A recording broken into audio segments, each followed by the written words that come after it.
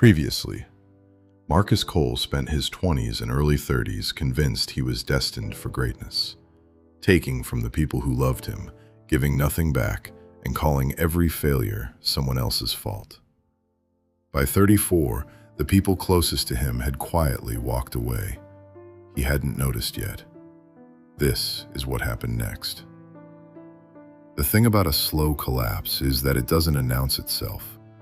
There's no single dramatic scene, no single moment you can point to and say, that's when it ended. It's just a series of smaller and smaller rooms, until one day you look up and realize you're standing in the last one.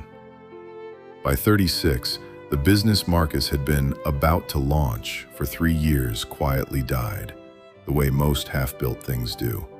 Not in an explosion, just in a slow draining of money and attention, until there was nothing left to sustain it. He didn't tell anyone it had ended. There was no one left checking in to ask. He moved to a smaller apartment, then a smaller one after that. He told himself, and occasionally still told strangers at bars, that this was temporary, a rebuilding phase before the next big move. But the conviction that used to fill a room when he spoke had thinned out into something closer to habit, a performance he was giving to an audience that had already left. At 38, his father died.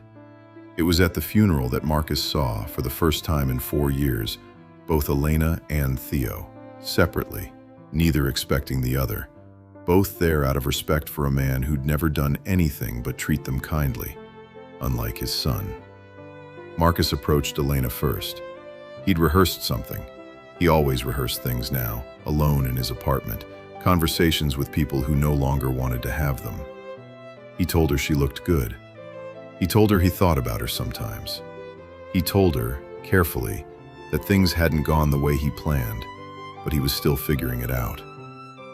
Elena looked at him, not with anger, which might have at least felt like something, but with a kind of calm, distant politeness, the way you'd speak to someone you used to know a long time ago in a different life. "I hope it works out for you," she said. And then she excused herself to find her husband, a man Marcus had never met, standing near the back with their son on his shoulders. Theo was more direct, though not unkind. Marcus tried the old charm, the easy smile, the "it's been too long," and Theo let him finish before answering. "You never called to ask how I was doing. Not once, in 15 years. I don't think you ever wanted a friend, Marcus. I think you wanted an audience." He wasn't angry when he said it. That was the part that stayed with Marcus longest.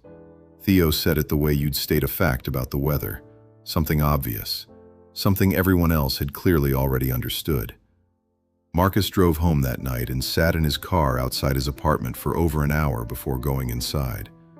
And for the first time in his life, without an audience to perform for, without a story he could bend into his favor, he let himself actually think about his 20s. Not the version he'd told at parties, the close deals and the almost moments, but what had actually happened. The people who loved him plainly, without condition, who he'd treated as scenery in his own movie. The stability he'd walked away from because it felt too small for a man like him.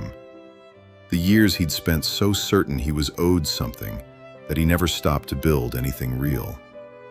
He was 39 now, too old to call it a rough patch, too old to call it a phase, and for the first time, he understood, really understood, the way you understand a wound only once the adrenaline wears off. That the men who genuinely go on to build extraordinary lives are rarely the ones who spend their 20s convinced they already have. He thought about calling Theo. He didn't, not yet. Some part of him still hadn't fully let go of the fear that reaching out first meant admitting he'd been wrong the whole time. But he thought about it. And for a man like Marcus, thinking about it, actually sitting with the discomfort instead of talking his way around it, was the first real thing he'd done in years. There's no dramatic ending to this story, no redemption arc tied up neatly. Just a man in his late 30s, alone in a smaller apartment than he ever imagined for himself, finally asking the question he'd spent 2 decades avoiding. What if I was never actually the prize? What if I was just a man who was loved, plainly and patiently, by people I never once thought to thank? He didn't have an answer yet, but for the first time, he was actually asking.